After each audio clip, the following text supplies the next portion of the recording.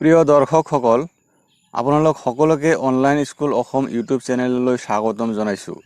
আপোনালোকে যদি এই চেনেলটো আজি প্ৰথমবাৰৰ বাবে চাইছে, অনুগ্ৰহ কৰি চেনেলটো ছাবস্ক্ৰাইব কৰিব আৰু কাষতে থকা বেল আইকন টিপি অল নটিফিকেশ্যন কৰি ল'ব আৰু ভিডিঅ'টো লাইক আৰু শ্বেয়াৰ কৰিবলৈ নাপাহৰিব।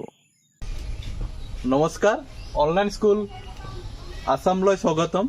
চ' আমি এইটো হ'ল ছেকেণ্ড পাৰ্ট।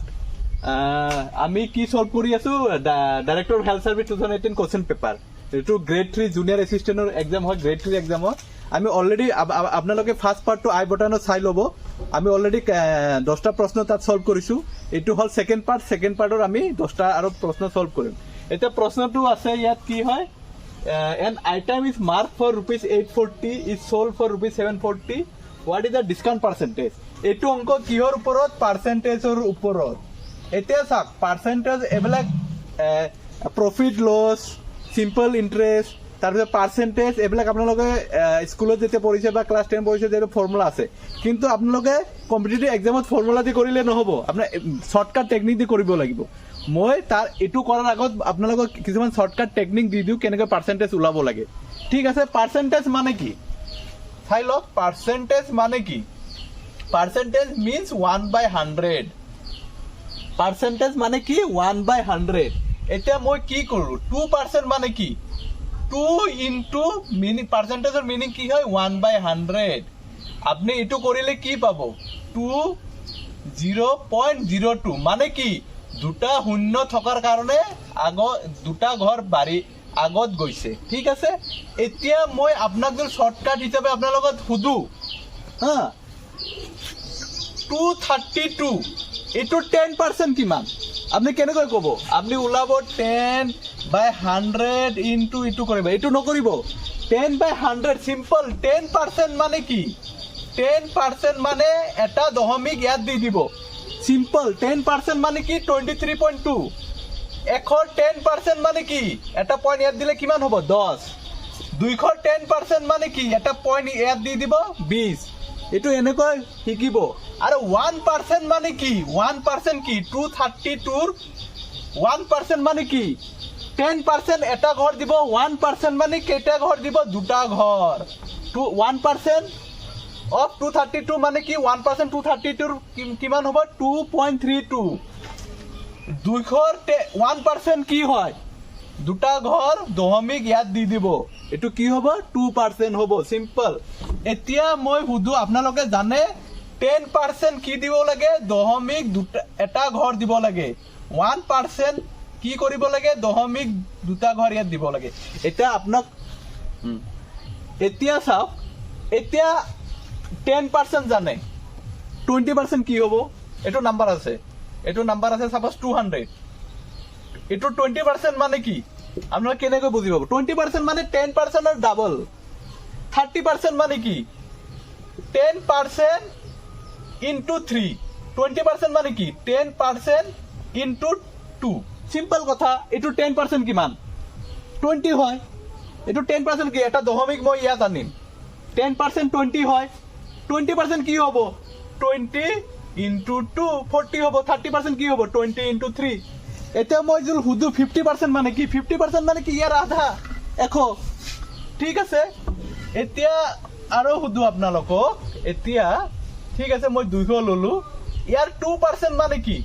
1%ৰ ডাবল। 1%ৰ 2 লৈ পূৰণ কৰিব। 3% মানে কি? 1%ৰ 3 লৈ পূৰণ কৰিব। 1% কি? দুটা ঘৰ ইফালে আনিব। 1% 2।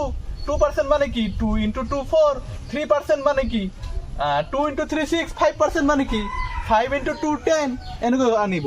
এতিয়া মই যদি কওঁ ইটোৰ 15% কি হ'ব? এইটোৰ 15% কি হ'ব? 15% কি হ'ব? 15% মানে আপোনালোকে জানে 10% প্লাছ 5%। 10% মানে 10% এইটো কি হ'ব? 20 হ'ব। 5% কি হ'ব? 20ৰ আধা হ'ব। 20ৰ আধা মানে কি? 20ৰ আধা মানে কি? 10 হ'ব। তেনেহ'লে 15% মানে কি? 30। এনেকৈ শ্বৰ্টকাট টেকনিকত আপোনালোকে ওলাই ল'ব। ঠিক আছে, এতিয়া আমি এইটো অংকটো কৰোঁ। এনেকৈ শ্বৰ্টকাট টেকনিকত এইটো ওলাই ল'ব। মই ছাইডত লিখি দি আছোঁ আপোনালোকক। ইয়াত মানে 10% হ'ল এটা শূন্য ইফালে আহিব, এটা দশমিক ইফালে আহিব। 1% মানে দুটা শূন্য ইফালে দুটা দশমিক দুটা ঘৰৰ পিছত দশমিক আহিব ঠিক আছে এটা ঘৰৰ পিছত আহিব দুটা ইয়াত দুটা ঘৰৰ আগত আহিব দশমিক ঠিক আছে ইয়াত কি কৈছে an item is mark for ₹840 মানে এটা বস্তুৰ MRP লিখা আছে কিমান 840 হয় কিন্তু আপোনাৰ দোকানী ডিসকাউন্ট কৰি কিমানত দিলে 714ত দিলে এতিয়া আপোনালোকে কিমান ডিসকাউন্ট কৰিছে মানে কিমান আপোনালোকে কম পাইছে ডিসকাউন্ট মানে কি কিমান কম দি কিনিলে আপোনালোকে কি কৰিব লাগিব 840 minus 714 কি হ'ব 126 এতিয়া আপোনালোক কি হৈছে ডিসকাউন্ট পার্সেন্টেজ মানে কি 126 এতিয়া এনেকৈ ক্যালকুলেশন নকৰিব শৰ্টকাট টেকনিক ইউজ কৰিব 126 মানে ইটোৰ 126 ইটোৰ কিমান পার্সেন্টেজ হ'ব অপশনটো চাই লব 840 10% কিমান 84 হয় ইটো হয় নেকি ইটো তো 84 নহয় তেনে 10% आंसर নহয় 12% কিমান 10% plus 2% 10% কিমান 84 2% মানে 8.4 2% মানে 1% মানে 8.4 2% মানে 84 ৰ double 4 to the 8 8 to the 16 16.8 16.8 হয় নেকি এটো নহয় এটো হ'ব নোৱাৰে এতিয়া নেক্সট চাওক এটো নহয় নেক্সট চাওক 15% মানে কি 10% plus 5% এটা চাব 10% মানে কি 84 plus 5% মানে 10% ৰ আধা 42 4 plus 2 6 এটো হ'ব আপোনাৰ आंसर এটো হ'ব 126 এটো হ'ব आंसर এনেকৈ উলাই লব ঠিক আছে ক্যালকুলেশন কৰিব না লাগে আপোনালোকে ঠিক আছে এটো 12 নম্বৰ প্ৰশ্ন ইয়াত কি দিছে Soham brought a second-hand refrigerator for ₹2,500 and spent 500 on its repair. He sold it for 3,300. What is his loss and gain percentage? Sab, eto kihor uporot profit loss percentage er uporot. Thik ase? Eto kihor uporot ase profit loss percentage er uporot. Ete sab profit loss ami ki koru? He ki kinise? He eta fridge kinise. Refrigerator mane ki fridge kinise. He fridge kiman di kinise? 2,500 হি কিমান দি কিনিলে 2,500 এটো 2,500 কিন্তু কিনাৰ পিছত হি ঠিক কৰিলে তাত repair কিমান পৰিছে 500 সো হি কিমান দি কিনিলে হি জুল ফ্ৰিজ কিনিবলৈ মানে নতুন ফ্ৰিজ কিনিলে কিমান দি কিনিলে বা সেকেন্ড হ্যান্ড ফ্ৰিজ কিনিছে হি কিমান দি কিনিছে 2,500 ৰিপেয়াৰ তেনেহলে হিয়াৰ কিনাৰ দাম একচুয়ালি কিমান পৰিছে 3,000 মান পৰিছে এটো আমি কি বুলি কও কষ্ট প্ৰাইস কিনা দাম এটো আমি কি বুলি কও কষ্ট প্ৰাইস এতিয়া কিমান দি বিকিছে হি 3,300 হি কিনাতকৈ বেছিকৈ বিকিছে না কমকৈ বিকিছে বেছিকৈ বিকিছে কিমান বেছিকৈ বিকিছে 300 টকা তেনেহলে কি হ'ব জেনেৰেলি লাভ হ'ব হি কিমান টকা লাভ কৰিছে 300 টকা লাভ কৰিছে এতিয়া আমি যে কি কৈছে লস অৰ গেইন পাৰ্সেন্টেজ আমি জানো হি লাভ কৰিছে মানে গেইন কৰিছে তেনেহলে ইটো হ'ব নোৱাৰে আৰু ইটো হ'ব নোৱাৰে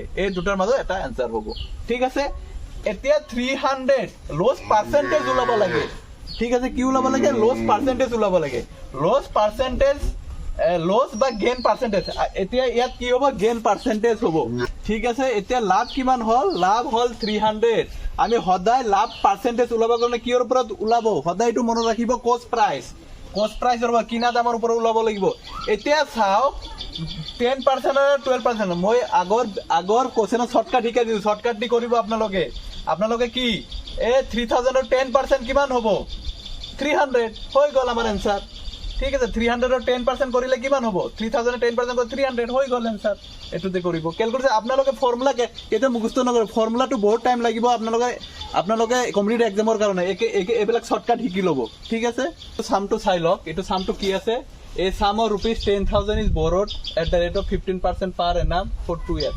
এই সামটো চালে আপোনালোকে কব এটো কি হয় সিম্পল ইন্টাৰেস্টৰ প্ৰবলেম হয় আপোনালোকে সিম্পল ইন্টাৰেস্টৰ প্ৰবলেম হয় বুলি আপুনি এটো ফৰ্মুলা দি কেতিয়াও নকৰিব PTR/100 টাইম যাব এটো ফৰ্মুলা দি কেতিয়াও নকৰিব এটো ফৰ্মুলা অলৰেডি আপোনালোকে পাইছে যে এটো ফৰ্মুলা দি নকৰিব আপোনালোকে শৰ্টকাট ফৰ্মুলা শিকাই দিছো শৰ্টকাট মানে পাৰ্সেন্টেজৰ ফৰ্মুলা শিকাই দিছো এই ফৰ্মুলাটো আপোনালোকে চালে কি হয় PTR/100 100 কিহৰ কাৰণে আছে সদায় ৰেটটো পাৰ্সেন্টেজত থাকে হেগেনে ৰেটৰ কাৰণে 100 দিছে তলত এই ফৰ্মুলাটো একচুৱেলি কি হ'ব লাগে PTR পাৰ্চেন্টেজ হ'ব লাগে ঠিক আছে এতিয়া চাওক কি দিছে প্ৰিন্সিপাল আমি কোনটো প্ৰিন্সিপাল বুলি কওঁ যোনখিনি টকা ধাৰত লৈছে কিমান সুদত ধাৰত লৈছে যে 15% পাৰ এনাম মানে কি এক বছৰত 15% দিব লাগিব কিন্তু সি কিমান দিনৰ কাৰণে লৈছে সি এক বছৰত 15% দিব লাগিব কিন্তু সি কিমান বছৰৰ কাৰণে লৈছে 2 বছৰ মানে 100 টকা যদি লয় সি ধাৰ যদি 10 টকা হয় সি 2 বছৰৰ মানে 10 টকা দিব লাগিব ডাবল দিব লাগিব এটো কেনেকৈ কৰিব চাওক প্ৰিন্সিপালটো কি হয় মানে কিমান টকা ধাৰত লৈছে 10000 কিমান হলো 15000 তো প্ৰিন্সিপালটো আপোনালোকে লিখিব 10000 টাইম কিমান টাইম হল 2 বছৰ রেট কিমান 15% চাওক রেট কিমান 15% আপনি 15% এর 10000 টাকা কিমান হবো 15% 10000 টাকা কিমান হবো সিম্পল উলাই লব 10% কিমান 1000 টাকা হয় না নাই এটা 10000 টাকা আর 5% মানে কি 10000 টাকা মানে 10% আধা 10% আধা মানে কি 500 টাকা তেনেহলে এক বছৰৰ কাৰণে হি কিমান টকা দিব লাগিব 15 টকা 2 বছৰৰ কাৰণে হি কিমান দিব লাগিব তাতকৈ ডাবল 3000 টকা এটো হ'ব আপোনাৰ শুদ্ধ आंसर সো আমি নেক্সট প্ৰশ্নলৈ আহো এটো চাইতে what is the value of y if y -2 আৰু এটো দিয়া আছে এটো সিম্পল প্ৰশ্ন মানে কি y এর ভ্যালু কি দিয়া আছে -2 দি আছে জাস্ট সিম্পলি আপোনালোকে y এর জায়গাত -2 বহাব লাগে আৰু সলভ কৰিব লাগে এটো সিম্পল প্ৰশ্ন হয় কিন্তু ইয়াত কি মানুহে কিবা ক্যালকুলেশন কৰোতে ভুল কৰে হেতু ভালকৈ চাই লব হা মই এটা শৰ্টকাট টেকনিকও বুজাই দিম আপোনালোকৰ চাওক বস্তুটো কি কৰিব চাওক 3 into -2 y এর জায়গাত মই কি বহাইছো -2 বহাইছো 2 into -2 বহালো -7 -3 into -2 বহালো -4 -63 চাওক মাইনাস যত বহাইছো তাত ব্র্যাকেট দিব কিয়ৰ কাৰণে আপোনালোকে ভুল কৰিব পাৰে ব্র্যাকেট দিব ঠিক আছে এটো কি হ'ব -6 হ'ব এটো কি হ'ব 2 2 জাৰ -4 হ'ব -7 থাকিব -3 -2 হ'ব -4 হ'ব -63 হ'ব ঠিক আছে -6 ব্র্যাকেট মানে কি পূৰণ ব্ৰ্যাকেট গুচাই দিলে পূৰণ 4 আৰু 7 কি হ'ব -11 হ'ব ইয়াত -3 থাকিব ইয়াত পূৰণ কি হ'ব ব্ৰ্যাকেট গুচাই দিলে পূৰণ হ'ব এটো কি হ'ব -6 হ'ব -63 থাক -6 -11 কিমান -60 +66 হ'ব কিকি মাইনাস মাইনাস আছে এত মাইনাস মাইনাস কি হ'ব +18 হ'ব -63 অলরেডি গম পালে যে এই দুটো প্লাস কৰিলে এটুতকৈ বেছি হ'ব সো আপনার आंसर টু নেগেটিভত নাহে পজিটিভত আহিব সো এই দুটা অমিট কৰিব এই দুটা आंसर নহয় এতিয়া উলাই লব এতিয়া প্লাস কৰিব সিম্পল প্লাস 66 18 কিমান হ'ব 4 হ'ব 6 + 1 84 হ'ব 84 -63 কিমান হ'ব 1 হ'ব 1 থকা লাষ্টত কোনটো আছে এইটোৱে আছে এইটো आंसर হ'ব 21 হ'ব ঠিক আছে